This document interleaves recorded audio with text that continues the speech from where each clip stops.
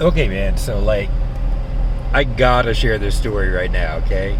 So, I don't fucking know what day it is. It's Friday. I got that it's a Friday, but, like, the date wise, fuck, I got no fucking clue. I'm doing good to know it's a Friday.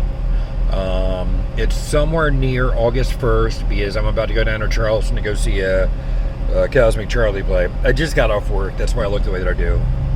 Um, but I was driving home from work, man, and like I remembered this story, okay?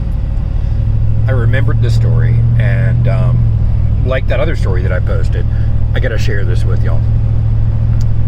It's the very first time that I ever had a white Russian, okay? So I am, age-wise, I don't know.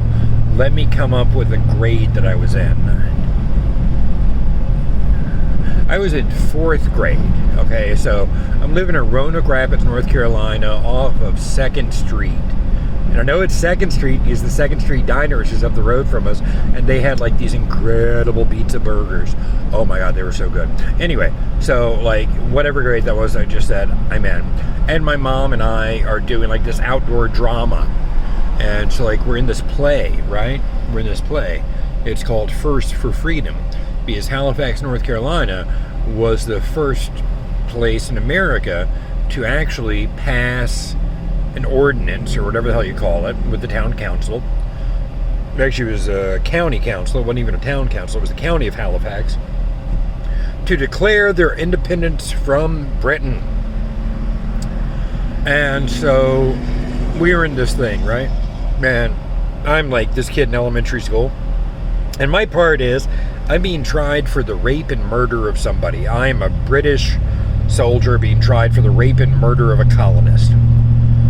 My blood pack never went off. I kept on trying every single fucking time. Anyway, but I didn't come here to discuss that. I came here to discuss the draft. Oh, wait. Wrong story. So my mom and I, we get home one day. She's like out doing something. And she comes back home. And she's like, holy fucking shit, Preston. Somebody just gave me a drink. And it tastes like a milkshake. And you have to fucking have one. And I'm like, dude, I fucking love milkshakes, you know. I'm in elementary school. I love milkshakes. I'm driving my car, so that's why I'm doing what I'm doing.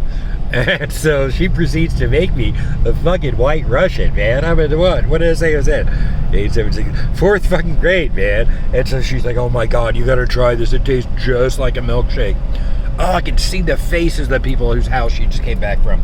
But I can't even say their names. They had like they'd gotten busted, man. They like planted a pot plant and they're growing it out of their fucking patio. And this is like what, like 84, 83, 80, oh God, no, it was like 81 maybe. I don't fucking know. And back then, shit was a little different than it is today, man. You know, so she comes back from their place. They fed her this fucking white Russian. She's like, oh my God, Preston. She got all the ingredients, came home, poured her one. I'm like, oh my God, I love milkshakes. And then the entire cast from the fucking thing come on over. And so we're having a cast party too at the same time. And they all disappear back into the spare bedroom. My mom had come up with this idea because she thought that the spare bedroom was like really dirty. I mean, I'm looking at my spare bedroom today and that one that's in my head. And I'm like, it was spotless, man. It was fucking spotless. But she didn't want people going in there. But whenever she'd have a cast party, everybody would go back into the spare bedroom and they closed the door. And that day that I had my very first white Russian, I went back and knocked on the door and I'm like, what the fuck's going on in here?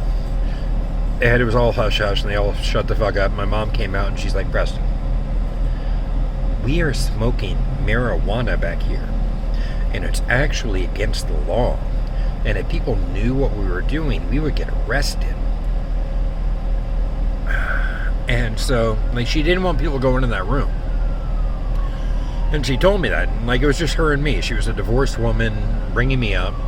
And she wanted to hang something on the door so that nobody would ever go into that bedroom. And I'm like, well, why don't you just hang a note that says, if you enter this bedroom, then the President of the United States, Ronald Reagan, will die. And she's like, Preston, there are some people who would open the door just for that purpose. No, we need to come up with a better reason. So she came up with the idea of putting the Lion's Den on the door. And so she taped a note to the door that said, the Lion's Den. And because she said, if people think that there are lions in this bedroom, they will never come in the bedroom and they will never see the mess that I've made in this bedroom. I don't know why that just hit me today, babe, but it fucking did, okay? So there's our little house on 2nd Street, across the street from the elementary school in Roanoke Rapids, with that one bedroom named the Lion's Den.